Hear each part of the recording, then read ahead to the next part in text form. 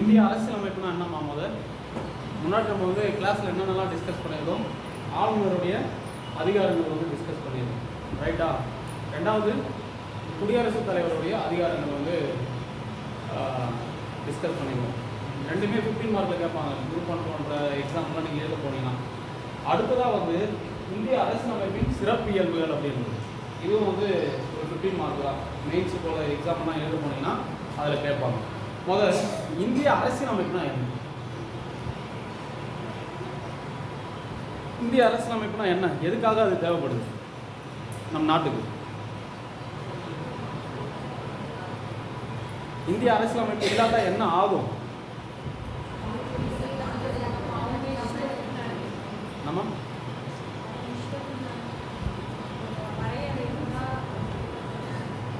மக்கள் வந்து வரையறை இல்லாமல் அவங்க விருப்பத்திற்கு ஏற்ப நடந்து கொண்டு இருப்பார்கள் அப்படின்னு கிட்டத்தட்ட சரியான பாயிண்ட். ஸோ அவங்க எல்லாமே வந்து நம்ம என்ன பண்ணணும்? ஒரு குடையின் கீழே கொண்டு வரணும் அப்படின்ற போல இவங்க சொல்ல வராங்க. அடுத்து அரசியலமைப்புனா இவங்க வந்து பிகினர் இவங்க, ஆனாலும் இவங்க வந்து ஒரு தெளிவான ஒரு அவங்களுடைய வியூவிலேருந்து பார்த்தா சரியானது கூட. இப்போ தான் வந்து படிக்கிறாங்க அப்படின்னா நம்ம ஒரு சரியான புரிதல் இருக்குது அரசியலமைப்பு புத்தகம் அப்படின்றப்போ. அது இல்லாட்டா ஒவ்வொரு மனிதனும் வந்து தனித்தனியாக அவங்களுடைய விருப்பத்துக்கு ஏற்ப நடந்துட்டு இருப்பாங்க, பல்வேறு பிரச்சனைகள் நடக்கும். புரியுதா இல்லையா? ஏன்னா இங்கே வந்து பல்வேறு இன மக்கள் வாழறாங்க. ஜாதியின் அடிப்படையிலும் மதத்தின் அடிப்படையிலும் பல்வேறுபட்ட மக்கள் இருக்காங்க. ஆமாம் தானே? அடுத்து வேற யாராவது அரசியலமைப்புனா? அரசியலமைப்பு என்பது ரூல்ஸ் அண்ட் ரெகுலேஷனை வந்து உள்ளடக்கி இருக்கு அப்படின்றாங்க. வேற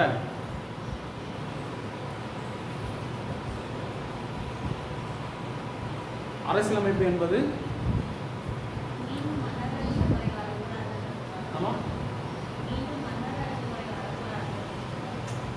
மீண்டும் மன்னராட்சி முறை வரக்கூடாது என்பதுக்காக இருக்கு அப்படின்றாங்க. ஆனால் இவங்க சொன்னது கிட்டத்தட்ட ரிலவெண்ட். அரசியலமைப்பு கான்ஸ்டிடியூஷன் அப்படின்னா இட் கான்ஸ்டிடியூட், இட் கன்சிஸ்ட், அது போல சொல்லலாம். இது எதை உள்ளடக்கி இருக்கு தமிழில் சொல்லணும்னா, இது வந்து சில விதிகளையும் வரைமுறைகளையும் உள்ளடக்கி இருக்கு. எதுக்காக இருக்கு? எதுக்காக இவற்றை உள்ளடக்கி இருக்கு அப்படின்னா, மக்கள் எல்லாரும் ஒரு சரியான ஒரு சட்டத்திட்டத்தின் கீழ் இயங்கணும். அப்படி இல்லாட்டா என்ன ஆகும்னா, ஒவ்வொருத்தரும் ஒவ்வொரு நான் சொன்னதான் நான் என்ன சொல்லி சுற்றின்னு இருப்பான். புரியுதா இல்லையா? அதுபோல் இருந்தால் எந்த ஒரு திட்டமும் சரியான முறையில் செயல்படுத்த முடியாது. ஏழையாகவே இருப்பான், இன்னும் அடிமையாகவும் இருப்பான். பணக்காரன் வந்து இன்னும் பணக்காரன் எதுவுமே போவான். இங்கே எல்லாரையும் அரவணைத்து ஒரே குடையின் கீழே சமமாக பாவிக்கிறதுக்கு ஒரு புத்தகம் நமக்கு தேவைப்படும். புரியுதா? அரசியலமைப்பு அப்படின்னா ஒன்றுமே கிடையாது. இது வந்து சில சட்டங்களையும் விதிகளையும் கொண்டிருக்கும். உதாரணத்துக்கு அடிப்படை உரிமை அப்படின்றது, அடிப்படை உரிமை வந்து பகுதி 3 இருக்கு, விதி 12லேருந்து 35 வரைக்கும் இருக்கு. புரியுதா இல்லையா? இது வந்து தனி மனிதனுடைய உரிமையை வந்து இந்திய நாட்டில் வந்து நிலைநாட்டுது. டிபிஎஸ்பின்னு ஒரு பார்ட் இருக்கு, அரசுக்கு வழிகாட்டும் நெறிமுறைகள் அப்படின்னு சொல்லுவாங்க அது தமிழில். அது என்ன பண்ணுது? அரசு ஒரு மக்கள் நலனை விரும்பக்கூடிய அரசு எப்படி செயல்படணும் அப்படின்னு சொல்லிட்டு யாராவது ஒரு புதுசாக ஒரு கவர்மெண்ட் ஃபார்ம் பண்ணாங்கன்னா அவங்களுக்கான இன்ஸ்ட்ரக்ஷனை சொல்லுது. புரியுதா இல்லையா? அப்போ நாட்டுடைய குடியரசுத் தலைவர் இருக்காரு, இந்த குடியரசுத் தலைவர் யாரு, அவருக்கான அதிகாரங்கள் என்ன? நாட்டுடைய பிரதமர் இருக்காரு, அவர் யாரு, அவருடைய அதிகாரங்கள் என்ன? இங்கே யார் உண்மையான நிர்வாக அதிகாரம் இருக்கு? இப்போ மக்களால் வாக்கு செலுத்தி தேர்வு செய்யக்கூடிய மக்கள் பிரதிநிதிகள் ஏதாவது தவறு செஞ்சாங்கன்னா அவங்கள எப்படி நம்ம வந்து கட்டுப்படுத்துறது, அதுக்கான நீதித்துறையுடைய வேலை என்ன, இது எல்லாத்த பற்றியும் சொல்லும் அரசியலமைப்பு. புரியுதா இல்லையா? அரசியலமைப்பு அப்படி என்பது சிம்பிளாக சொல்லணும்னா, இப்போ கிறிஸ்தவர்களுக்கு என்னமா இருக்கு? பைபிள் இருக்கு. புரியுதா இல்லையா? இஸ்லாம் மதத்தை சேர்ந்தவங்களுக்கு என்ன இருக்கு? குரான் இருக்கு. இந்து மதத்தை சேர்ந்தவங்களுக்கு பைபிள் இருக்கு. இவங்க எல்லாரையும் ஒரே குடையின் கீழே கொண்டு வரும். இந்து மதம்னா பகவத்கீதை. இந்து மதம் என்னது? பகவத்கீதை. அப்போ இவங்க எல்லாரையும் ஒரே குடையின் கீழே கொண்டு வந்து எல்லாரையும் இயக்கிறதுக்கு எது சமமா? அரசியலமைப்பு அப்படின்றது தெரிஞ்சுக்கணும். ஓகேவா? அப்போ இந்த அரசியலமைப்பு இல்லாட்டா என்ன நடக்கும்னா, அவங்களுடைய மத குறிப்புகளில் இருந்து எடுத்து ஆள்வாங்க. மத குறிப்புகள்ல இருந்து, மதம் சார்ந்த அந்த புத்தகங்கள்ல இருந்து, இந்த மதம் சார்ந்த நூல்களில் இதுதான் சரியானதா சொல்லப்பட்டிருக்கு, நான் இதை தான் ஃபாலோ பண்ணணும்னு சொல்லுவான். இன்னொரு குரூப் நான் சொல்லுவான், இல்லை இதுக்கு வந்து எங்கள் மதத்தில் இப்படி சொல்லலை. புரியுதமா? ஒவ்வொரு மத நூல்களும் ஒவ்வொரு அறத்தை வந்து வலியுறுத்தும். ஒரு மதத்தில் வந்து சரியானது, ஒரு மத நூலில் சரியானதுன்றது மற்றொரு மத நூலில் அது தவறாக இருக்கும். புரியுதா இல்லையா? அது வந்து சமமாக பாவிக்காது. இங்கே எல்லாரையும் சமமாக பாவித்து அரவணைச்சு ஒரு சரியான முறையில் கொண்டு போகிறது அரசியலமைப்பு புத்தகம் தான். புரியுதா இல்லையா? இப்போ அந்த அரசியலமைப்புடைய சிறப்பு இயல்புகள் என்ன பண்ணியிருக்காங்க, இங்கே வந்து லிஸ்ட் அவுட் பண்ணியிருக்காங்க. புரியுதா? ரொம்ப முக்கியமானது. இந்த பர்டிகுலர் ஏரியா வந்து மினிமம் ஒரு 2-3 கேள்வி வரும் எப்பயுமே. இப்போ நம்ம வந்து குரூப் 4ல் வந்து பார்த்தோம்னா எத்தனை கேள்வி வருது? 15 கேள்வி வருது. புரியுதா? அந்த 15 கேள்வியில் ஒரு 2-3 வினாக்கள் வந்து இந்த ஏரியா வந்து கண்டிப்பாக வரும். புரியுதா? ரொம்ப முக்கியமான ஒரு பகுதி. அப்போ அந்த இந்திய அரசியலமைப்புடைய முக்கிய கூறுகள் என்ன அப்படி என்பதில் முதல் பாயிண்ட் என்ன வருதுன்னா, உலகிலேயே மிக நீளமான எழுதப்பட்ட அரசியல் அமைப்பாக இருக்கிறது. இது ரொம்ப முக்கியமானது. அப்போ உலக அளவில் பார்க்கும்போது இந்தியாவுடைய அரசியல் அமைப்பு வந்து ரொம்ப பெருசா இருக்கு. புரியுதா இல்லையா? அதே போல எழுதப்பட்ட அரசியலமைப்பு, இந்திய அரசியலமைப்பு. அரசியலமைப்பு வந்து 2 விதத்தில் இருக்குதா. ஒன்று வந்து எழுதப்பட்ட அரசியலமைப்பா இருக்கும், எழுதப்படாத அரசியலமைப்பாகவும் இருக்கும். புரியுதா? நல்லா தெரிஞ்சு வச்சுங்க. எழுதப்பட்ட அரசியலமைப்புக்கான எடுத்துக்காட்டு வந்து அமெரிக்கா சொல்லலாம். எழுதப்பட்ட அரசியலமைப்புக்கான எடுத்துக்காட்டு அமெரிக்கா. முதலில் அரசியலமைப்பு என்ற ஒன்று உருவான நாடு அமெரிக்கா தான். அது டிஎன்பிஎஸ்ல கேட்டிருக்காங்க, அரசியலமைப்பு என்ற கொள்கை அல்லது அந்த கருத்து எந்த இடத்துல உருவானது அப்படின்னு கேட்டிருக்காங்க, அமெரிக்கா. அப்போ இந்தியாவுடைய அரசியலமைப்பும் எழுதப்பட்ட அரசியலமைப்பு தான். புரியுதா? அப்போ எழுதப்படாத அரசியலமைப்பு இருக்கா அப்படின்னு கேட்டா இருக்கு. அதுக்கான எடுத்துக்காட்டு வந்து இங்கிலாந்துன்னு சொல்லுவாங்க. புரியுதா? அதுக்கான எடுத்துக்காட்டு இங்கிலாந்துன்னு சொல்லுவோம். அப்ப இங்கிலாந்துல எழுதப்படாத அரசியலமைப்புன்னு சொல்றோம். அப்ப அந்த இடத்துல யாரும் எழுதலன்னா எப்படி அது வந்து உருவானது அப்படின்னு பார்க்கும்போது அவங்க வந்து மரபு தொட்டு வருவாங்க. அவங்களுடைய பண்டைய காலத்துல இருந்து எது வந்து நீதிகளை சொல்லப்பட்டிருக்கோ அதை எடுத்துவாங்க. உதாரணத்துக்கு திருக்குறள் எடுத்துங்களேன், கிட்டத்தட்ட ஒரு 3000 ஆண்டுகள் பழமையானது. புரியுதா? அப்போ திருக்குறள்ல வந்து வரக்கூடிய அறக்கருத்துக்கள் அதை வந்து ஃபாலோ பண்ணுவாங்க. அந்த நாட்டில் ஏதாவது ஒன்று இருக்குங்களா, அதுபோல அந்த நாட்டில் இருக்கக்கூடிய இலக்கியங்கள், அதில் இருக்கக்கூடிய நல்ல கருத்துக்கள், நீதிகள் அதை வந்து ஃபாலோ பண்ணுவாங்க. அதை ட்ரேஸ் பண்ணி போனோம்னா யார் எழுதுனது தெரியாது. திருவள்ளுவருடைய காலமே கிமு 31 படிக்கிறோம்பா, எக்ஸாக்ட் கிடையாது, அது நம்பர் வந்து குத்து மதிப்பா அது போடப்பட்டது. அப்போ திருவள்ளுவர் தான் இதை எழுதினாலும் நம்ம வந்து உறுதியாக சொல்ல முடியாது. நம்ம வந்து ஒரு ஒரு காமிக்கணுன்றதுனால அந்த பேரை வச்சிருக்கோம். அது உறுதியானது. இவர் ஒரு உருவம் வரைஞ்சிருக்காங்களோ அவர் திருவள்ளுவர் கிடையாது. திருவள்ளுவருடைய வரைபடத்தை வரைந்தது யார் முதல்ல அப்படின்றது டிஎன்பிஎஸ்சியில் ரீசெண்டாக கேட்கப்பட்ட வினா. புரியுதா இல்லையா? அதுபோல அது வந்து நம்ம ஒரு கற்பனையில் வரையப்பட்ட ஓவியம், யாருன்னு தெரியாது எக்ஸாக்டாக அந்த பர்சன். அதுபோல தான் இங்கிலாந்தில் போய் பார்த்தோம்னா அந்த அரசியலமைப்பு யார் எழுதுனதுன்னு தெரியாது. ட்ரேஸ் பண்ணி போகும்போது யார் எழுதுனதுன்னு தெரியாது. அதனால தான் அப்போ எழுதப்பட்ட அரசியலமைப்புனா அதுக்கு ஒரு காலங்கள் இருக்கும். எழுதப்பட்ட அரசியலமைப்புக்கு காலங்கள் இருக்கும். அது எப்படி ஆரிஜினேட் ஆச்சு, அதை எப்படி இனிஷியேட் பண்ணாங்க, அதில் யார் யார் இருந்தாங்க, யார் யாருக்கு எந்தெந்த பணிகள் கொடுத்தாங்க அந்த அரசியலமைப்பை எழுதுவதற்கு அப்படின்ற ஒரு எவிடன்ஸ் இருக்கும் எழுதப்பட்ட அரசியலமைப்புல. ஆனால் எழுதப்படாத அரசியலமைப்புல அப்படி எதுவுமே கிடையாது அப்படின்றத தெரிஞ்சு வச்சுங்க. இங்கே நீங்கள் சிம்பிளாக தெரிஞ்ச வேண்டியது எழுதப்பட்ட அரசியலமைப்பு இந்திய அரசியலமைப்பா அப்படின்னு கேட்டால் ஆமாம்.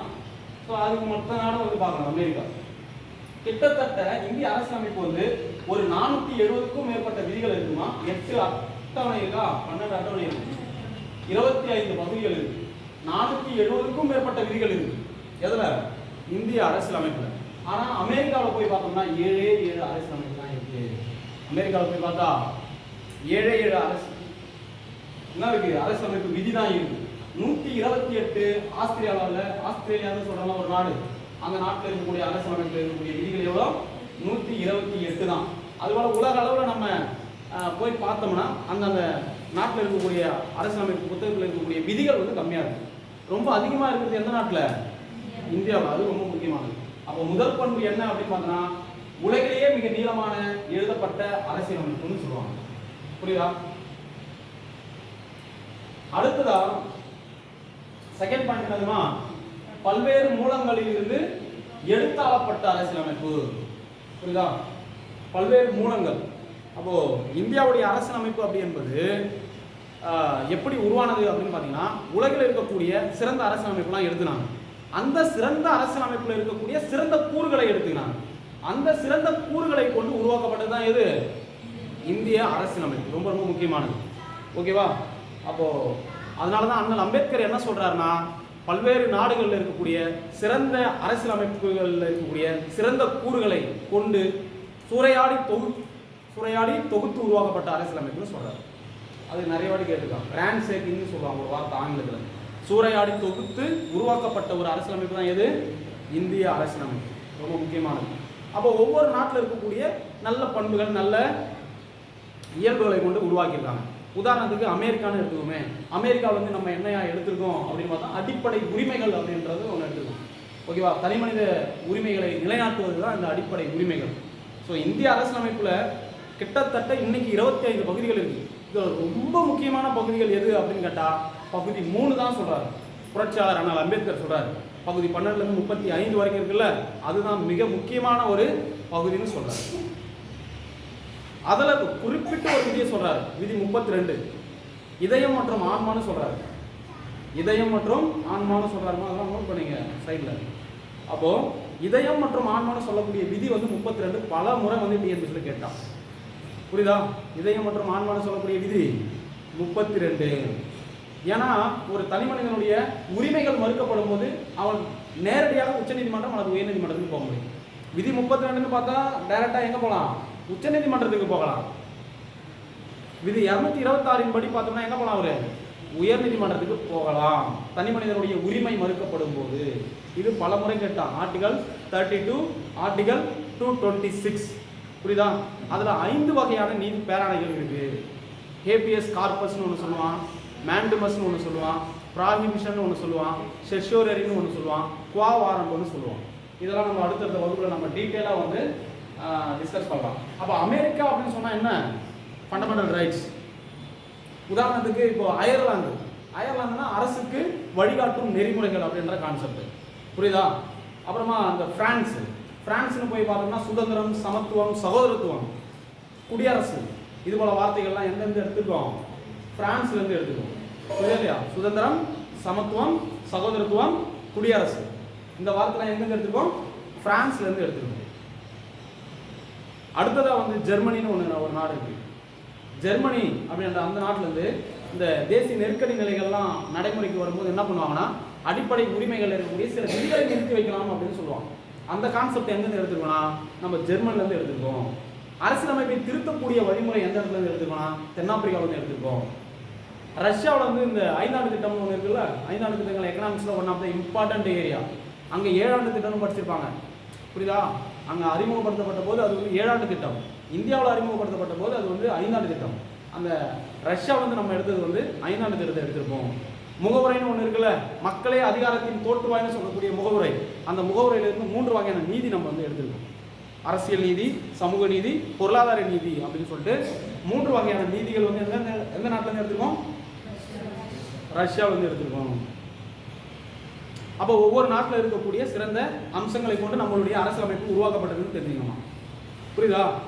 அதுதான் அந்த இடத்துல நீங்கள் என்ன தெரிஞ்சுன்னா, எந்தெந்த நாட்டிலேருந்து என்னென்ன அம்சங்கள் எடுத்துருக்கோம். ரெண்டாவது வந்து இதுக்கு என்ன அம்பேத்கர் வந்து காரணம் சொல்கிறார் அப்படின்ற 2 ஆங்கிளில் படிக்கணும் இந்த பர்டிகுலர் ஏரியா. அடுத்ததா இருக்கும்னா என்ன, நெகிழ்வுனா என்ன? இருக்கும், நெகிழ்வு. இருக்கும்னா தான் நெகிழ்வு. இது வந்து நெகிழாத்தன்மை அப்படின்னு சொல்லலாம். புரியுதா இல்லையா? இறுக்கமா இருக்கிறது, blend of rigidity and flexibility னு சொல்லுவாங்க. blend of rigidity and flexibility. அப்போ ரிஜிடா இருக்குது அப்படின்னு சொன்னா இறுக்கமா இருக்குதுன்னு அர்த்தம். flexibilityனா நெகிழ்வு தன்மை உடையதுன்னு அர்த்தம். நம்மளுடைய அரசியலமைப்பு எப்படி இருக்க போகுது? புரியுதா இல்லையா? ரொம்ப இறுக்கமா இருந்தாலும் கஷ்டம்தான், ரொம்ப ஃப்ளெக்சிபிள் நேச்சரா இருந்தாலும் என்னதான் கஷ்டம்தான். அப்போ நம்மளுடைய அரசியலமைப்பு ரெண்டும் சேர்ந்த கலவையா இருக்கு. அப்போ நம்மளுடைய அரசியலமைப்பை திருத்திருப்பாங்க. கிட்டத்தட்ட ஒரு 104 முறைகளுக்கு மேல திருத்திருக்காங்க. புரியுதா இல்லையா? அரசியலமைப்பை எப்படி திருத்த போறோம்? நம்ம எளிமையா திருத்த போறோமா, கடினமா திருத்த போறோமா? ஏன்னா ஏன் திருத்தணும் அப்படின்ற ஒரு கேள்வி வரும்ல. அந்த டைம்ல அரசியலமைப்பில் சேர்க்கப்பட்ட சில அம்சங்கள் வந்து சரியானதா இருக்கும், இன்னைக்கு ஆஸ் ஆன் டேட் வந்து அது தவறாக இருக்கும். அந்த டேட்டில் வந்து ஏஐ அப்படின்னு சொல்லக்கூடிய ஆர்டிஃபிஷியல் இன்டெலிஜென்ஸ் இருக்காது. ஏஐ பற்றின ஒரு ஐடியாவே கிடையாது. இன்னைக்கு ஏஐ இல்லாமல் எதுவுமே இல்லைன்ற அளவுக்கு வந்துருச்சு அதோடைய டெக்னாலஜி. அப்போது அந்த ஏஐயை வந்து நம்ம எடுக்கும்போது அதில் சாதகமாக இருக்குது, பாதகமாக இருக்குது. அப்போ பாதகம் இருந்ததுன்னா அதனை நடைமுறைப்படுத்துறதோட அதனை நெறிப்படுத்துவதற்கு சில அம்சங்கள் தேவையில்ல. அந்த சில அம்சங்களை அரசியலமைப்பை சேர்க்கணும்ல. அப்போ அரசியலமைப்பை திருத்தணும்ல. அப்போ அந்த திருத்தக்கூடிய முறையை வச்சு சொல்றாங்க. அப்போ திருத்தக்கூடிய முறையை வச்சு நம்ம அவருடைய அரசியலமைப்பு எப்படி இருக்குது, எப்படி இருக்கு, இறுக்கமா இருக்கு, ரிஜிடா இருக்கு. இது வந்து நெகிழான அர்த்தம், ரைட்டா? நெகிழானா ஃபிளெக்சிபிளாகவும் இருக்கு. இந்த ரெண்டு அம்சங்களையும் கொண்டு இருக்கு. புரியுதா? புரியுதா பக்கம்னா? அப்போ ஃபிளெக்சிபிளாகவும் இருக்கு, ரிஜிடாகவும் இருக்கு நம்மளுடைய அரசியலமைப்பு. ஏன்னா மாற்றம் ஒன்று தான் மாறாது. காலத்துக்கு ஏற்ற போல என்ன பண்ணணும், நம்ம மாறணும்ல. அப்படி ஏன்னா புதியதை வந்து ஏற்க வேண்டும்னு சொல்லுவார் யாரு? பெரியார். தந்தை பெரியார் என்ன சொல்லுவார்னா, அறிவு வளர்ந்து கொண்டே இருக்கும், அறிவு வளர்ந்து கொண்டே இருக்கும். அதனால் புதிய கருத்துக்களை அது வந்து ஏற்புடையதாக இருந்தால் ஏற்க வேண்டும்னு சொல்லுவார். அதுபோல கதை தான் நம்மளுடைய அரசியலமைப்பை திருத்தக்கூடிய மெத்தட். இது வந்து ஒரு 15 மார்க்கே கேட்பாங்க, ரொம்ப ரொம்ப இம்பார்ட்டன்ட். அரசியலமைப்பை எப்படி திருத்தலாம்? அப்போ அரசியலமைப்பை 3 முறையில் திருத்தலாம். பொதுவாக நம்மளுடைய அரசியலமைப்பை எத்தனை முறையில் திருத்தலாம்? 3 முறையில் திருத்தலாம். சாதாரண பெரும்பான்மையில் திருத்தலாம், சிறப்பு பெரும்பான்மையில் திருத்தலாம், சிறப்பு பெரும்பான்மை பிளஸ் பாதிக்கும் மேற்பட்ட மாநிலங்களுடைய ஒப்புதலுடன் திருத்தலாம். புரியுதா? சாதாரண பெரும்பான்மை, சிறப்பு பெரும்பான்மை, சிறப்பு பெரும்பான்மை பிளஸ் பாதிக்கும் மேற்பட்ட மாநிலங்களுடைய ஒப்புதல். ஆர்டிகல் 368 இந்த இடத்துல நம்ம ஞாபகம் வச்சுக்கணும். இந்த ஆர்டிகல் 368 என்ன சொல்லுதுன்னா, அரசியலமைப்பை திருத்துவதற்கான நடைமுறைகளை பற்றி சொல்லுது. அரசியலமைப்பை திருத்துவதற்கான நடைமுறைகளை பற்றி சொல்லுது. விதி 368. இந்த 368ல திருத்தம்ல அந்த திருத்தம் வந்து ரெண்டு கேட்டகரி தான். ஒன்று சிறப்பு பெரும்பான்மையில் வரது ஒன்று, ரெண்டாவது வந்து சிறப்பு பெரும்பான்மை பிளஸ் பாதிக்கும் மேற்பட்ட மாநிலங்களுடைய ஒப்புதலுடன் திருத்துறது. ரெண்டுமே கடினமானது திருத்துறது கான்செப்ட். அப்போ சாதாரண பெரும்பான்மையில் திருத்துறாங்கல்ல, அது வந்து அந்த ஆர்டிகல் 368 வராது. இந்த இடத்துல கேள்வி கேட்பாமா, அரசியலமைப்பை வந்து 3 முறையில் திருத்தலாம். ஒன்று வந்து சாதாரண பெரும்பான்மை, ரெண்டாவது சிறப்பு பெரும்பான்மை, மூணாவது சிறப்பு பெரும்பான்மை பிளஸ் பாதிக்கும் மேற்பட்ட மாநிலங்களுடைய ஒப்புதல். இதுல 368ல எந்த அம்சங்கள் வரும்னா, அந்த சாதாரண பெரும்பான்மை தவிர்த்து மீதி இருக்கக்கூடிய 2 அம்சமும் வரும். இது ரொம்ப ரொம்ப முக்கியமானது. டிஎன்பிஎஸ்ல பல வாட்டி கேள்வியா கேட்டிருக்காங்க. ஓகேவா? இந்த அமெண்டபிலிட்டி. அப்புறமா என்ன பாருங்க, நாடாளுமன்ற ஆட்சி முறை அரசாங்கம் அப்படின்னு இருக்கு. நாடாளுமன்ற ஆட்சி முறை அரசாங்கம் அப்படின்னா என்ன? யாராவது சொல்லுங்க, நாடாளுமன்றம்னா என்ன? என்னப்பா?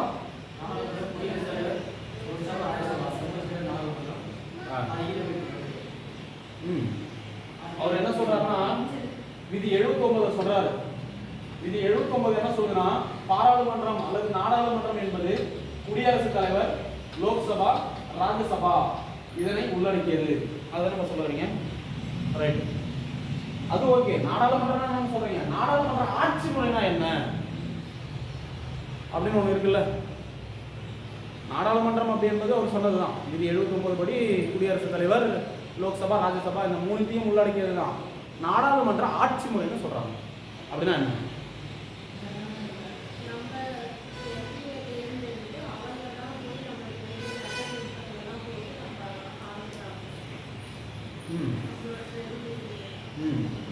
கிட்டத்தட்ட சரியானதாமா நம்மளுடைய பிரதிநிதி. நாடாளுமன்ற ஆட்சி முறை, ரைட்டா? நாடாளுமன்ற ஆட்சி முறைனா இங்க 2 விஷயம் இருக்கு. ஒருத்தர் வந்து குடியரசுத் தலைவர்னு ஒருத்தர் சொல்றீங்க, ரெண்டாவது வந்து பிரதமர்னு ஒருத்தர் சொல்றீங்க. அப்படிதானே? நாடாளுமன்ற ஆட்சி முறைனா ஒன்று வந்து குடியரசுத் தலைவர்னு ஒருத்தர் சொல்றீங்க, ரெண்டாவது பிரதமர்னு ஒருத்தர் சொல்றீங்க. இந்த குடியரசுத் தலைவர் வந்து பெயரளவு தலைவரா உண்மையான தலைவரா? பெயரளவு தலைவர். பிரதமர் என்பவர் உண்மையான தலைவர். பிரதமர் இருக்காருல்ல, இந்த பிரதமர் வந்து பாத்தீங்கன்னா எப்படி தேர்வு செய்யப்படுறாங்கன்னா, லோக்சபால இருந்து வராரா, ராஜ்யசபால இருந்து வராரா? ரெண்டுக்குல இருந்து வரலாம் சார். லோக்சபாலேருந்து வரலாம், ராஜ்யசபாலேருந்து வரலாமாப்பா. நோட்ஸ் அப்படி தான் கொடுத்துருக்கேன். ஞாபகம் இருக்கா யாராவது? அவர் எந்த அவையில் இருந்து வேண்டுமானாலும் வரலாம்னு நான் நோட்ஸ் கொடுத்துருக்கேனா? பிரதமர் ஒருத்தர் இருக்காருல்லம்மா, அவர் வந்து லோக்சபாலேருந்து வரலாம், ராஜ்யசபாலேருந்து வரலாம்னு ஒரு ஸ்டேட்மெண்ட் வச்சா அது சரியா தப்பா? சார் ஆனால் ராஜ்யசபாலுக்கு வந்து எலெக்ஷன் வந்து ஜெயிக்கணும், 6 மாதத்துல ஜெயிக்கணும்னு சொல்லுவாங்க. அப்படி பார்க்கும்போது 2 எம்பி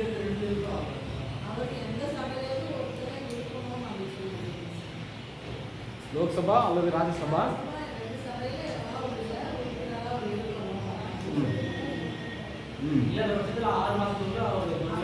ராஜ்யசபாலேருந்து நம்மகிட்ட 6 மாதத்துல ஒரு தொகுதியிலேருந்து ஜெயிக்கணும்னு சொல்லி சொன்னீங்க. ஆமாம்பா, இது ஒரு நல்ல பாயிண்ட். பிரதமர் இருக்கார்ல, பிரதமர் வந்து அவர் எலெக்ஷன்ல நிற்காம ஒருத்தர் இருப்பார்ல, அவர் கூட நம்ம வந்து பிரதமரா அப்பாயின்மெண்ட் பண்ணலாம். புரியுதா இல்லையா? ஆனா அவர் என்ன பண்ணணும்? எலெக்ஷன்ல நின்று அவருடைய வெற்றியை நிரூபிச்சு காமிக்கணும். அதுக்கான டைம் 3 மந்த்னு சொன்னா 6 மந்த்னு சொன்னா 6 தான் சார் சொல்லுங்கள். 6 தான் சார் சொல்லுங்கள். இதை கொஞ்சம் வெரிஃபை பண்ணுங்களா? 3 மந்த்தா அல்லது 6 மந்த்தா அப்படின்றது. நாடாளுமன்ற ஆட்சி முறை அப்படின்னு சொன்னா ஒண்ணுமே இல்லை, கலெக்ஷன் ரெஸ்பான்சிபிலிட்டி, கலெக்டிவ் ரெஸ்பான்சிபிலிட்டின்னு ஒன்று இருக்கு, இண்டிவிஜுவல் ரெஸ்பான்சிபிலிட்டின்னு ஒன்று இருக்கு, கூட்டு பொறுப்பு தனி பொறுப்புன்னு ஒன்று இருக்கு.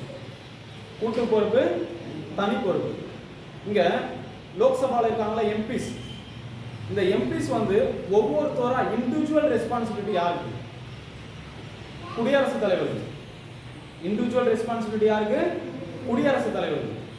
கலெக்டிவ் ரெஸ்பான்சிபிலிட்டி யாருன்னு கேட்பாங்க. பிரதமர் தலைமையிலான அமைச்சரவை.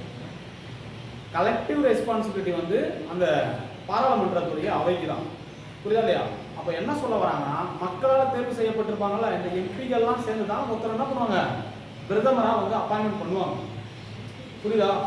அப்போ அவங்களுடைய பெரும்பான்மை ஆதரவு இருக்கிற வரைக்கும் தான் அவர் என்ன பண்ண முடியும், ஆட்சியை நடத்த முடியும். அப்படி அந்த கான்செப்ட்ல வரக்கூடியது நாடாளுமன்ற ஆட்சி முறை அரசாங்கம். அரசு ஒன்று இருக்கு, அரசாங்கம்னு ஒன்று இருக்கு. அரசுனா ஸ்டேட்டு, அரசாங்கம்னா கவர்மெண்ட். ஸ்டேட் அப்படிங்கிறது என்னைக்குமே மாறாது. தமிழ்நாடு அரசுன்னு படிக்கிறோம்ல, அந்த தமிழ்நாடு அரசு என்பது என்னைக்குமே மாறாது, அரசாங்கம் மாறும்.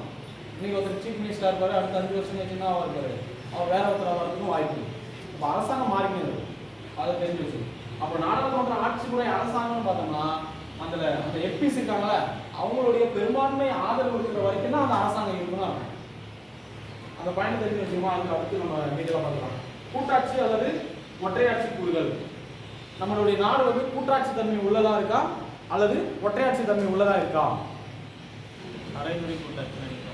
ஆமா, அரைகுறை கூட்டாட்சி தான். நீ ஃபைனலா இது கன்க்ளூஷன் போயிட்டியாப்பா. ஒற்றையாட்சி தன்மை இருக்கு, கூட்டாட்சி தன்மை ரெண்டுமே இருக்கு. புரியுதா? இதுல எது அதிகமா இருக்கு? ஒற்றையாட்சி தன்மை அதிகமா இருக்கா, கூட்டாட்சி தன்மை அதிகமா இருக்கா?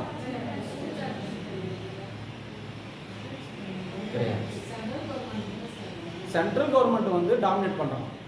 ஒற்றையாட்சி தன்மைகள், ஒற்றையாட்சி கூறுகள் தான் அதிகமா இருக்கு. ஒற்றையாட்சி தான் நம்மள வந்து ரொம்ப டாமினேட் பண்றது. ஓகேவா? அப்போ இந்த அரசியலமைப்புல சிறப்புகள்ல வந்து இதை பத்தி ஞாபகம் வச்சுங்க. இதை தனியா நம்ம பார்க்கலாம். ஒற்றையாட்சி தன்மைகள்னா என்ன, கூட்டாட்சி தன்மைகள்னா என்னன்னு அடுத்து பார்க்கலாம். அடுத்ததான் நம்ம இருக்கு நீதி அமைப்பு இருக்குல்ல, நீதித்துறை. அந்த நீதித்துறை வந்து தனித்த சுதந்திரமான நீதி அமைப்பு கிடையாது. அது ரொம்ப ரொம்ப முக்கியமானது. தனித்த சுதந்திரமான நீதி அமைப்பு கிடையாது, ஒருங்கிணைந்தது, இன்டகிரேட்டட்னு சொல்லுவாங்க. Integrated right. அப்படின்னா என்ன அர்த்தம்? சுப்ரீம் கோர்ட் இருக்கான், ஹை கோர்ட் இருக்கான், டிஸ்ட்ரிக்ட் கோர்ட் இருக்கான், அப்புறமா என்ன இருக்கு, சபார்டினேட் கோர்ட் இருக்கு. இது போல நீதித்துறை வந்து கீழமை நீதிமன்றங்கள் இது போல ஒண்ணுக்கு ஒண்ணு பிணைந்து இருக்கு, ஆலமரத்துல இருந்து வரக்கூடிய வீடுகள் போல. புரியுதா இல்லையா? அப்போ சுப்ரீம் கோர்ட்டோடைய ஜட்ஜ்மெண்ட் வந்து என்டையர் இருக்கக்கூடிய எல்லா நீதி அமைப்புகளையும் என்ன பண்ணும், கட்டுப்படுத்தணும். புரியுதா? அப்போ ஹைகோர்ட் இருக்குன்னா அது கீழே இருக்குது. ஆனா இங்க கீழே இருக்கிறவங்க யாரும் மேல இருக்கிறவங்கள கட்டுப்படுத்த முடியாது. அது ரொம்ப முக்கியமானது. ஓகேவா? சுதந்திரமான நீதித்துறை ரொம்ப முக்கியமானது நீதித்துறை. ஏன்னா இங்க அமைப்பு இருக்குல்ல, சட்டமன்றம் நிர்வாகம்னு இருக்குல்ல, இதில் ஏதாவது பிழை அல்லது தவறுகள் ஏதாவது வந்துச்சுன்னா அவ்வப்போது அதை வந்து திருத்துவதற்கான ஒரு இடம் தான் எது? நீதித்துறை. அந்த நீதித்துறை வந்து சுதந்திரமான எவ்வளோ சிக்கலாக இருக்கும். அப்போ சுதந்திரமான நீதி அமைப்பு தான் வந்து இந்த பாயிண்ட், சுதந்திரமான ஒருங்கிணைந்த நீதி அமைப்பு. அப்போ குடியுரிமைன்னு ஒரு கான்செப்ட் இருக்கு. குடியுரிமை, சிட்டிசன்ஷிப் வந்து இதெல்லாம் சிம்பிளான பாயிண்ட் தான். நம்ம இந்தியாவில் வந்து சிங்கிள் சிட்டிசன்ஷிப்பா டியூல் சிட்டிசன்ஷிப்பாப்பா? ஒற்றை குடியுரிமை இருக்கா, நமக்கு இரட்டை குடியுரிமை இருக்கா? நமக்கு இருக்கக்கூடிய குடியுரிமை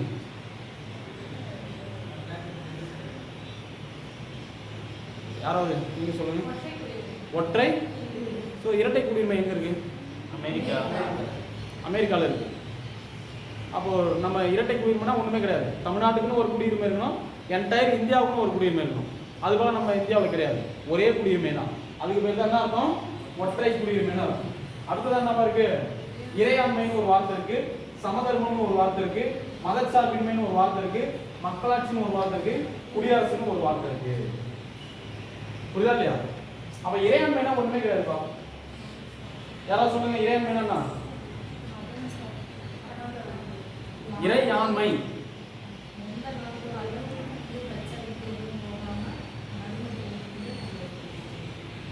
இந்த மதத்தையும் சாராம இருக்கு.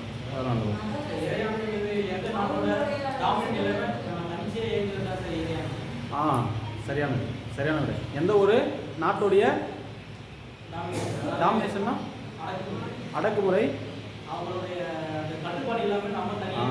அந்த வார்த்தை சரியான வார்த்தை. எந்த ஒரு நாட்டுடைய கட்டுப்பாடுகள் இல்லாமல் நம்ம தனித்து இயங்குறது, சுதந்திரமா இயங்குறது. புரியுதா? நம்ம யாருக்கும் அடிமை கிடையாது அப்படின்ற பொருள் நம்ம எடுத்துக்கலாம். நம்ம டிசிஷன் எடுக்கிறோம்னா நம்ம வந்து முழுக்க முழுக்க நம்ம தான். புரியுதா? ஆனால் ஆங்கிலேயர் நம்மளை அடிமைப்படுத்தி வச்சிருந்தானா இல்லையாம்மா? அப்போது 1919-20 மாண்டேக்கின் செம்ஸ்போர்ட் சீர்திருத்தம்னு ஒன்று வந்தது. மாகாணங்களில் இரட்டை ஆட்சின்னு ஒன்று நடந்தது. அந்த டைமில் எலெக்ஷன் நடந்தது. அதில் வந்து மெட்ராஸ் மாகாணத்தில் நீதி கட்சி ஆட்சி அமைத்தது. புரியுதா இல்லையாப்பா? யார்ப்பா முதல்ல வந்து சுப்பராயலு ரெட்டியார் வந்தார். சுப்பராயலு ரெட்டியார். அப்போ அவங்க வந்து இறையாண்மை உடைய ஒரு அரசை நாங்கள் நிறுவனம்னு சொல்ல முடியாது. ஏன்னா அவங்க டிசிஷன் வந்து ஆங்கிலேயரை கேட்கணும் ஒரு சில டிசிஷன்லாம். அதுபோல் இப்போ கிடையாது. ஆமாவா இல்லையா? நம்ம பிரதமர் மோடி அவர்கள் இருக்கக்கூடிய டிசிஷன் வந்து அவங்களுடையது முழுக்க முழுக்க. பக்கத்தில் வந்து பாகிஸ்தான் இருக்காங்க, பக்கத்தில் சீனா இருக்காங்க, நீங்கள் என்னங்க சொல்கிறீங்க இந்த விவகாரத்தில் அப்படின்னு போயிட்டு கேட்க போகிறதில்ல. நம்மளும் யாரையும் கட்டுப்படுத்தக்கூடாது, அதுதான் இறையாண்மை. நம்மளையும் யாரையும் கட்டுப்படுத்தக்கூடாது, வெளியிலிருந்து வரக்கூடியவனும் நம்மளை யாரையும் கட்டுப்படுத்த விடக்கூடாது அப்படின்ற அந்த மீனிங்கில் வரக்கூடியது என்னதுப்பா? இறையாண்மை. சமதர்மம்னா இதுக்கு பெரிய மீனிங் இருக்குது. கார்ல் மார்க்ஸ் தன்னுடைய வாழ்க்கையை அர்ப்பணித்தது இந்த ஒரு பர்டிகுலர் சென்டென்ஸ் இருக்குது. சமதர்மம் அப்படின்னு சொன்னால் சிம்பிளாக என்ன தெரிஞ்சுங்க, நாட்டில் இருக்கக்கூடிய வளங்கள் இருக்குல்ல, அந்த வளங்களை அனைத்து பேருக்கும் சமமாக பகிரப்படணும், ஏற்றத்தாழ்வு இல்லாமல் இருக்கணும். முதலாளிகள் தொழிலாளிகள்னு ஒரு குரூப் இருக்கானா, இந்த முதலாளிகள் இருக்கான்ல அவன் வந்து தொழிலாளிகளை சுரண்டுவதா இருந்தது. அப்போ முதலாளிகள் நல்லா இருப்பதற்கு காரணமே தொழிலாளிகள் தான். அப்போ அந்த தொழிலாளிகளும் சமமாக அந்த அந்த வருவாய் பகிரப்பட வேண்டும் அப்படின்ற கான்செப்ட். புரியுதா? அப்போ சமதர்மம் அப்படின்னு சொன்னா நாட்டில் இருக்கக்கூடிய வளங்கள் அனைத்தும் அனைவருக்குமே சமம் அப்படின்றது தான். அடுத்ததான் மதச்சார்பின்மை. இதுல வந்து இறையாண்மையில ஒரு பண்பு, ஒரு விஷயம் நீங்க தெரிஞ்சு வச்சுக்கணும். நவீன இறைமை கோட்பாட்டின் தந்தைன்னு ஒருத்தர் இருக்காரு. அவருடைய பேர் வந்து ஜீன் போடின். புரியுதா? ஜீன் போடின் அப்படின்னு சொல்லிட்டு நவீன இறைமை கோட்பாட்டின் தந்தை யாரு? ஜீன் போடின். சரி, ஓகே. அடுத்ததான் மதச்சார்பின்மை தான். இந்தியாவில் இருக்கக்கூடிய ஒரு குறிப்பிடத்தக்க அம்சம் தான் வந்து மதச்சார்பின்மை. இந்தியாவில் நிறைய மதங்கள் இருக்கு. இந்து மதம் இருக்கு, கிறிஸ்துவ மதம் இருக்கு, இஸ்லாம் மதம் இருக்கு, சீக்கிய மதம் இருக்கு, புத்த மதம், எவ்வளவு மதங்கள் இருந்தாலுமே நம்ம எந்த மதத்தையும் சார்ந்தவர்கள் கிடையாது அப்படின்னு சொல்லிட்டு அரசு சொல்லுது. இந்தியாவோட அரசு அப்படின்ற அரசு வந்து எந்த ஒரு மதத்தையும் தூக்கி பிடிச்சு கொண்டாடல. இங்க எல்லா மதமும் சமமாக பாதிக்கப்படுது. புரியுதா? அந்த பாயிண்ட் ரொம்ப ரொம்ப முக்கியமானது. இந்தியாவில் அரசு மதம் என்ற ஒன்று இல்லை. இந்தியாவுடைய அரசுக்கான மதம் என்ற ஒன்று கிடையாது. ஆனால் அண்டை நாடுகள்லாம் தன்னை வந்து என்ன அறிவிச்சிருக்காங்க, தங்களை ஒரு மதம் சார்ந்த நாடாக அறிவிச்சிருக்காங்க. ஆனால் இந்தியா அப்படி கிடையாது. அதுக்கு நிறைய காரணங்கள் இருக்கு, அதை பற்றி பார்ப்போம். மக்களாட்சி தான் ஒன்றுமே கிடையாது. மக்களால் மக்களுக்காக மக்களே செய்யக்கூடிய ஆட்சி தான் என்னது? மக்களாட்சி. புகழ்பெற்ற அமெரிக்க அதிபர் ஆபிரகாம் லிங்கன் வந்து முழங்கியது மக்களால் மக்களுக்காக மக்களே செய்யக்கூடிய ஆட்சி தான் என்னது? மக்களாட்சி. அப்போ மக்களாட்சினா ஒன்றுமே கிடையாது, மக்கள் ஆட்சி செய்வாங்க. நீங்கள் எல்லாரும் யாராவது ஆட்சி செய்வீங்களாமா? சரியாம்மா, நீ ஆட்சி செய்யறியா? ஆட்சி செய்கிறதான், மறைமுகமாக செய்கிற. எப்படி செய்கிற? ஓட்டு போடுறீங்கல்ல, ஓட்டு போடுவதன் மூலமாக நீங்கள் ஆட்சி செய்கிறீங்க. நீங்கள் உங்களுக்கான தலைவரை தேர்வு செய்கிறீங்கள, மக்களுக்கான தலைவர், ஒரு ஒரு பிரதிநிதி கிடையாது. அவர் எம்எல்ஏன்னு சொல்கிறீங்கள, மெம்பர் ஆஃப் லெஜிஸ்லேட்டிவ் அசம்பிளின்னு சொல்கிறீங்கள, நீங்கள் என்ன பண்ணீங்கன்னா ஒரு அசைன்மெண்ட் எழுதிக்கணும். முதல்ல இந்த தொகுதியில் இருக்கக்கூடிய எம்எல்ஏ யார், எம்பி யார், இதுக்கான வித்தியாசத்தை தெரிஞ்சுக்கணும். முதல்ல எம்எல்ஏ யார் உங்கள் தொகுதியில், எம்பி யார், அப்போ தான் உங்களுக்கு பார்லிமெண்ட்னா என்னன்னு தெரியும், அசம்பிளினா என்னன்னு தெரியும். புரியுதா? அப்போது எங்கே வரும்? மக்களாட்சி. மக்களாட்சினா மக்கள் தான் ஆட்சி செய்கிறாங்கன்னு பொருள். எப்படி ஆட்சி செய்கிறாங்கன்னா மறைமுகமாக ஆட்சி செய்கிறாங்க. தனக்கான பிரதிநிதி எப்படி தேர்வு செய்கிறாங்க? ஓட்டு போட்டு தேர்வு செய்கிறாங்க. புரியுதா? தலைவரை நீங்கள் தேர்வு செய்யுங்களா? ஓட்டு போடுறதுல உங்களுக்கான எம்எல்ஏவை நீங்கள் வந்து தேர்வு செய்யுங்களா? பிரதமரை வந்து தேர்வு செய்யுங்களா? பிரதமர் மீன்ஸ் எம்பியை தேர்வு செய்வீங்க. இப்படிலாம் தேர்வு செய்வீங்கல்ல. குடியரசுத் தலைவரை தேர்வு செய்வீங்களா? இல்லை சார், கிடையாது. அவர் விழிப்புணர்வாக இருக்காரு. ஓகேவா? அப்புறமா குடியரசு நாடுன்னு ஒன்று இருக்குப்பா. குடியரசு, இந்த குடியரசுன்ற வார்த்தை பிரான்ஸ்லேருந்து நம்ம எடுத்தது. தெரியுதா பண்ணாது? குடியரசு என்ற வார்த்தை எங்கே இருக்கும்? பிரான்ஸ்லேருந்து எடுத்துக்கணும். ஓகேவா? குடியரசு அப்படி என்பது இதுக்கு நேர்மாறாக ஒரு வார்த்தை இருக்கு, முடியரசுன்னு ஒன்று இருக்கு. குடியரசு, முடியரசு. முடியரசுனா ஒன்றுமே கிடையாது, மன்னர்கள் பரம்பரையாக ஆட்சி செய்யறது. ஆனால் குடியரசுன்னா அப்படி கிடையாது, மக்களால் தேர்வு செய்யப்பட்ட பிரதிநிதி இருப்பார். அப்போ குடியரசுத் தலைவர் இந்தியாவில் எப்படி இருப்பாருன்னா மக்களால் தேர்வு செய்யப்பட்டவராக இருப்பார். நம்ம ஓட்டு போட மாட்டோம் குடியரசுத் தலைவர். நம்ம ஓட்டு போட்டு தேர்வு செஞ்சால் எம்எல்ஏ எம்பி போட்டு அவங்கள தேர்வு செய்வாங்க. புரியுதா இல்லையா? குடியரசுத் தலைவர் தேர்தலில் எம்எல்ஏ வராரப்பா திடீர்னு கேட்டால் திடீர்னு நீங்கள் பார்க்குற பாரு எனக்கே ஒரு அச்சத்தை ஏற்படுதுப்பா. அது போல இருக்குல்ல, அது போல கதை இது. ஓகேவா? அடுத்ததான் அடிப்படை உரிமைகள்லாம் நம்ம வந்து டீட்டெயிலாக அடுத்தடுத்த வகுப்புல பார்க்கலாம். இது வந்து எந்த பகுதியில் இருக்கு? பகுதி 3 இருக்கு. எந்த வீட்டிலிருந்து எந்த வீடு வரைக்கும் இருக்கு? 12லேருந்து 35 வரைக்கும் இருக்கு. ரைட்டா? கல்வி பெறும் உரிமை இது வந்து 21(7) இருக்கு. ஓகேவா? ஆரம்பத்தில் இந்த கல்வி பெறும் உரிமை வந்து இந்திய அரசியலமைப்பில் இல்லை. கல்வி பெறும் உரிமை இந்திய அரசியலமைப்பில் இல்லை. இது வந்து திருத்தத்தின் மூலமாக சேர்க்கப்பட்டது. புரியுதா? எந்த திருத்தம் கேட்பாங்க? 86வது அரசியலமைப்பு சட்ட திருத்தம் 2002 சொல்லுவாங்க. திருத்தம் நம்ம சொன்னால இது போல அமெண்ட்மெண்ட் வந்துட்டாலுமே, இது போல இந்த அமெண்ட்மெண்ட் வந்தாலுமே அது எதன் அடிப்படையில் திருத்தப்பட்டிருக்குன்னா விதி 368 அடிப்படையில் திருத்தப்பட்டிருக்கும். விதி 368 அடிப்படையில் திருத்தப்பட்டிருக்குன்னு தெரிஞ்சுக்கணும். அப்ப இந்திய அரசியலமைப்புல எத்தனை வகையில திருத்தலாம்? 3 வகையில திருத்தலாம். 368ல வெரி குட். அப்ப இது போல நம்பர் வந்துட்டாலுமே அது வந்து விதி 368ல வந்துருச்சுன்னா அர்த்தம் தான். அப்ப 21(7) இருக்குல்ல, இது போல புதுசா ஒரு எழுத்து வந்தாலுமே, ஒரு நம்பருக்கு முன்னாடி பக்கத்துல ஒரு எழுத்து வந்தாலுமே புதுசா கவனிச்சுங்க, அது வந்து திருத்தத்தின் மூலமா வந்துருக்குன்னா ஏபிசின்னு ஏதோ ஒரு எழுத்து வந்தாலுமே என்ன அர்த்தம்? அது வந்து திருத்தத்தின் மூலமா வந்திருக்கு அப்படின்றது ரொம்ப ரொம்ப முக்கியமானது. அப்ப 21(7) வந்துருக்குப்பா. அப்ப அது எந்த திருத்தத்தின் மூலமா வந்திருக்குன்னு கேட்டா 86வது சட்ட திருத்தம் 2002. புரியுதா? அப்போ 6லேருந்து 14 வயது வரைக்கும் இருக்கக்கூடிய குழந்தைகள், 6லேருந்து 14 வயது வரைக்கும் இருக்கக்கூடிய குழந்தைகளுக்கு அவருடைய பெற்றோர் அல்லது பாதுகாவலர் என்ன பண்ணணும்? கட்டாய கல்வியை கொடுக்கணும். இலவச கல்வி, கல்வி கற்கும் வாய்ப்பை கொடுக்கணும். அவருடைய பெற்றோர் அல்லது பாதுகாவலர்கள் என்ன பண்ணணும்?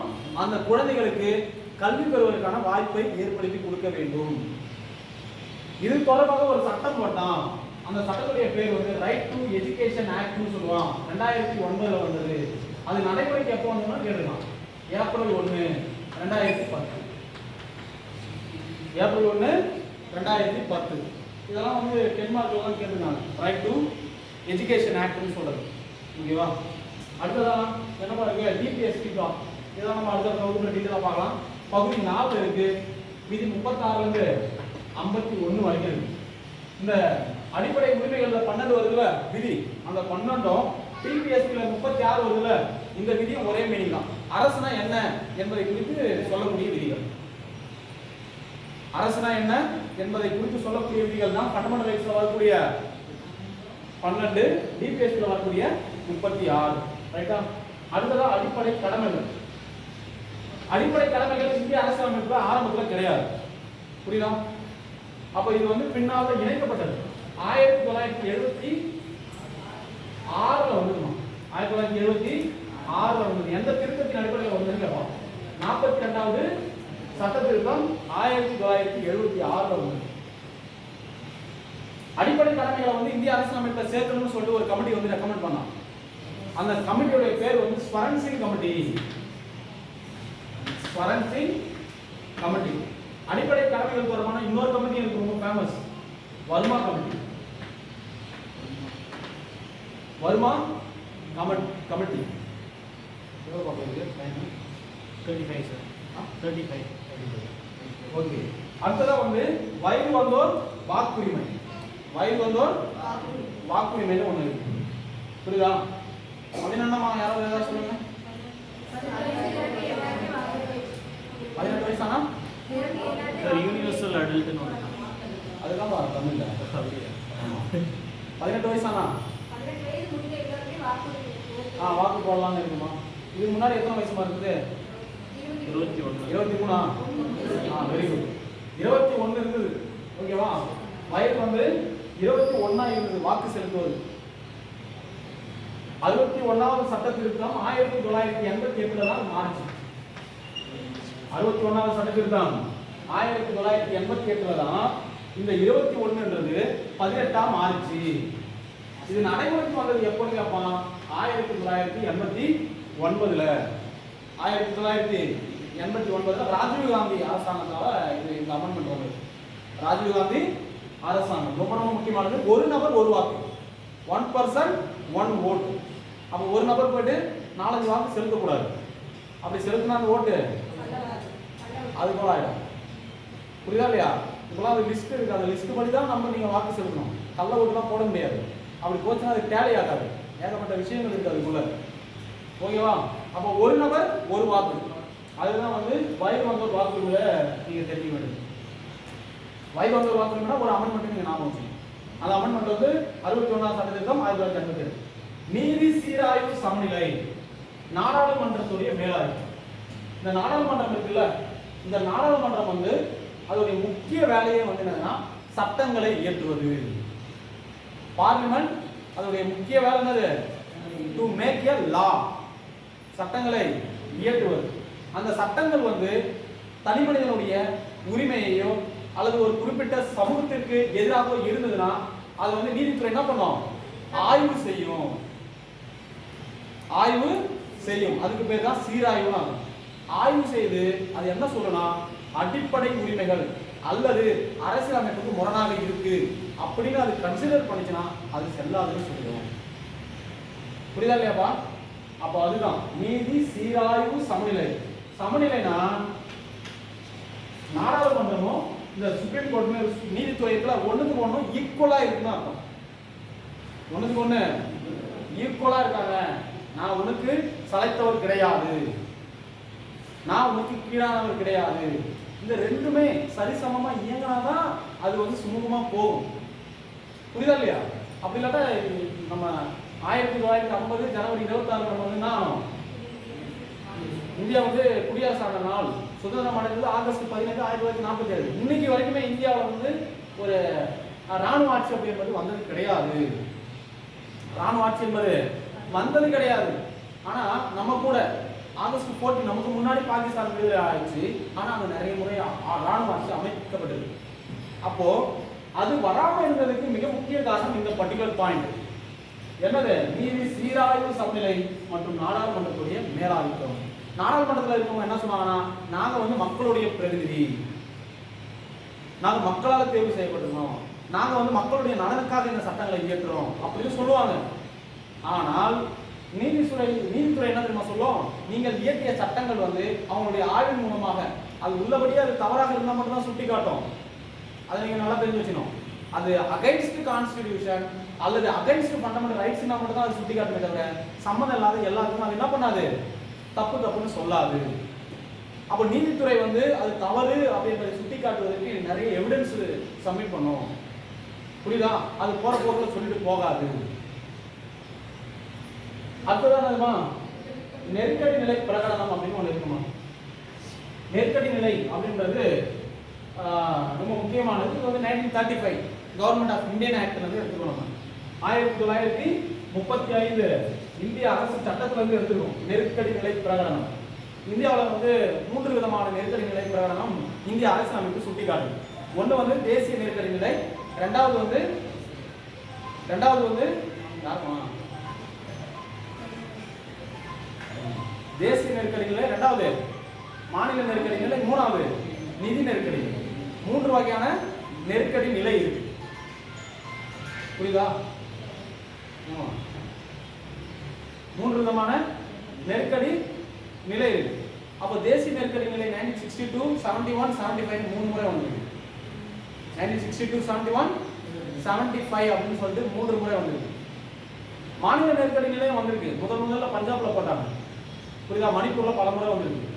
ஆனா ஒரு முறை கூட நிதி நெருக்கடி நிலை இந்தியாவில் வந்து வந்தது கிடையாது. ஒரு முறை கூட நிதி நெருக்கடி நிலை இந்தியாவில் வந்தது கிடையாது. இதுதான் டிஎன்பிஎஸ்ல பலவாறு கேட்டிருக்காங்க.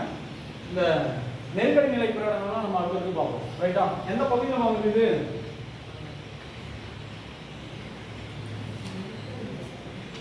பகுதி 18ல வருது. எந்த விதி? 352 இருந்து 360. 3 அடுக்கு அரசாங்கம் அப்படின்னு சொல்றோம். 3 டயர் கவர்மெண்ட். ஒன்று வந்து மத்திய அரசாங்கம், ரெண்டாவது மாநில அரசாங்கம், மூன்றாவது உள்ளாட்சி மன்ற அரசாங்கம். அந்த உள்ளாட்சி மன்ற அரசாங்கத்தை பற்றி சொல்ல வேண்டியதுதான் இது. ஓகேவா? உள்ளாட்சி மன்ற அரசாங்கம் அப்படின்றது பஞ்சாயத்து ராஜ், அப்புறமா வந்து நகராட்சி அமைப்புகள், கூட்டுறவு சங்கங்கள்னு சொல்லுவாங்க. புரியுதா? இதான் வந்து ஆரம்பத்தில் கிடையாது. பஞ்சாயத்து ராஜ் ஆரம்பத்தில் கிடையாது. இது வந்து எந்த திருத்தத்தின் மூலமா வந்து கேட்பாங்க. 9வது அட்டவணை 9வது பகுதியில் இருக்கு. எந்த திருத்தத்தின் மூலமா வந்தது? 73வது சட்டத்திட்டம் 1992 மூலமா வந்தது. 73 1992.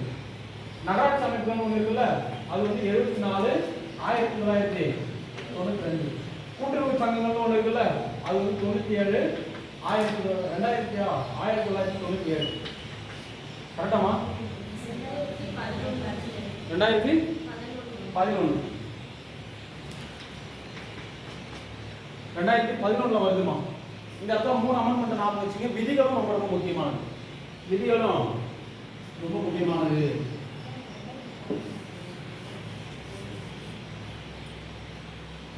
ஒன்று வந்து 243 வந்து 243 ஓ வரைக்கும். எது? பஞ்சாயத்து ராஜ். 243 கீழ இருந்து 243 ZG வரைக்கும். அப்புறமா 243 ZX ல இருந்து 243 ZP வரைக்கும். புரியுதா? இது வந்து பஞ்சாயத்து ராஜுக்கு, இது வந்து நகராட்சி அமைப்புக்கு, இது வந்து கூட்டுறவு சங்கங்கள். அடுத்ததா சுதந்திரமான அமைப்புகள்னா என்னெல்லாம் சொல்லலாம்? சுதந்திரமான அமைப்புகள்னா எலெக்ஷன் கமிஷனை சொல்லலாம், ஃபினான்ஸ் கமிஷனை சொல்லலாம். இதெல்லாம் இருக்குல்லப்பா. அப்புறம் வேற என்ன இருக்கு? மனித உரிமைகள் ஆணையத்தை சொல்லலாம். அப்புறமா என்ன இருக்கு? பெண்கள் ஆணையத்தை சொல்லலாம். குழந்தைகள் உரிமைகள் பாதுகாப்பு ஆணையத்தை சொல்லலாம். இதெல்லாம் இருக்குல்லப்பா நிறைய. அது கூட்டுறவு சங்கங்கள் அப்படின்றது இந்த இடத்துல சொல்லலாம். அதுதான். ஸோ இது எல்லாமே ரொம்ப முக்கியமானது இந்திய அரசியலமைப்புடைய சிறப்பு இயல்புகளை பொறுத்தவரைக்கும். ஓகே பார்த்தோம்னா